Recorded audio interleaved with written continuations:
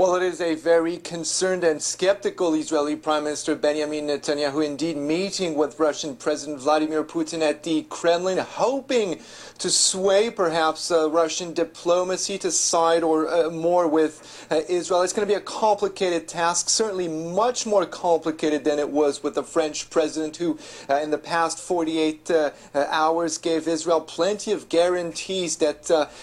sanctions would not be relieved on Iran unless Tehran gives concrete guarantees that it will not develop nuclear weapons. The Israeli Prime Minister is certainly hoping to convince Russian President Vladimir Putin that he should adopt a similar stance, but it's going to be again difficult because Russia has much warmer ties with Iran than France. Remember that Russia is the country which built the first nuclear power plant in Iran and has shown a lot less suspicion over Iran's ambitions than other countries. Israel knows very well they will not be able to completely change Russia's perspective on the issue, but it's certainly hoping to change perhaps little things at the margins that could ultimately influence what goes on in Geneva as of today, Wednesday, when these talks pick up again. Gallagher, what about these comments from the Iranian Supreme Leader today, among them that Israel is, quote, doomed? Could that in some way give the Israelis ammunition in their case, so to speak?